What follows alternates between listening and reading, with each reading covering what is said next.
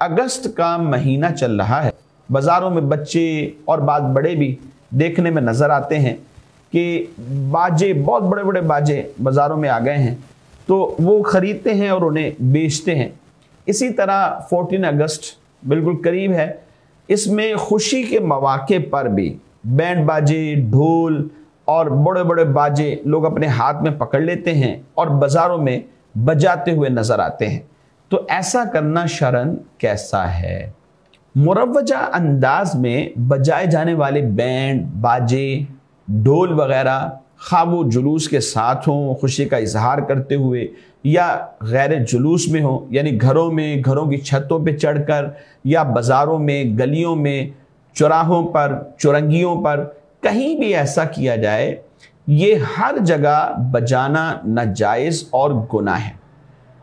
और बतौर ख़ास उस सूरत में कि जब लोगों को तकलीफ़ भी होती है, यानी वैसे भी नाजायज़ है, और ये इसकी नाजायज़ होने में शिद्दत और बढ़ जाती है कि जब इससे लोगों को तकलीफ़ पहुंचती है। बीमार लोग हैं, उनके पास बाजा बजाया जाए, लोग काम कर रहे हैं, पढ़ाई कर रहे हैं, स्टूडेंट्स हैं, वो अपना पढ़ रहे हैं, किताबें खोल के बैठे हुए हैं, दीन के तालिब इल्म हैं, या नमाजी नमाज पढ़ रहे हैं, घरों में नमाज पढ़ने वाले, घरों में बीमार हैं, बाद बच्चे सो रहे हैं, आराम कर रहे हैं, बाद लोग हॉस्पिटलाइज होते हैं, वहाँ पर वो एक मरीज़ की शक्ल में अपने बेड पर लेटे हुए हैं, उनकी ट्रीटमेंट जारी है, और ये शख्स बाजा लेकर उसको बजाता है, तो ये लोगों के लिए तकलीफ़ का सबब है। याद रखिए, किसी भी मुसलमान को तकलीफ़ पहुँचाना, इज़ा देना, ये ऐसे ही है जैसे अल्लाह तबारक व तआला और उसके रसूल सल्लल्लाहु अलैहि वसल्लम को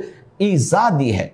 और याद रखिए, ऐसे लोग के जो अल्लाह तबारक व तआला और उसके प्यारे महबूब सल्लल्लाहु अलैहि वसल्लम को इज़ा देते हैं, उनके लिए कुरान ने एक वईद भी बयान फरमाई, लअनहुमुल्लाहु फिद दुनिया वल आखिरा, कि दुनिया में भी और आखिरत में भी उन पर अल्लाह की लानत है।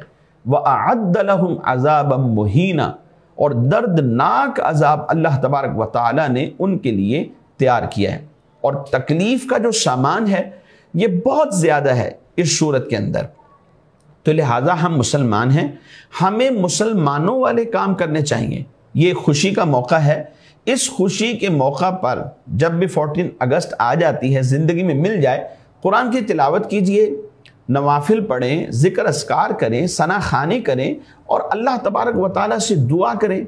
वो अफवाज मुस्लिमीन, वो हमारे मुसलमान भाई कि जिन्होंने अपनी कुर्बानियाँ पेश करके ये मुल्क हासिल किया है, चाहिए कि उनके लिए दुआएं की जाएं, उनको इसाले सवाब किया जाए, और मज़ीद खुशहाली और तरक्की के लिए अल्लाह तबारक व तआला से दुआ की जाए, ना ये कि अपने ही मुसलमान भाइयों को तकलीफ़ दी जाए और ऐसे काम किए जाएं कि जिसे शरीयत मुतहरा ने नाजायज़ कहा है। हम मुसलमान हैं, हमें हर उस काम से बचना है कि जिसे शरीयत ने मना किया है, और जिसकी इजाज़त दी है उसके लिए हमें हर वक्त हाजिर रहना चाहिए।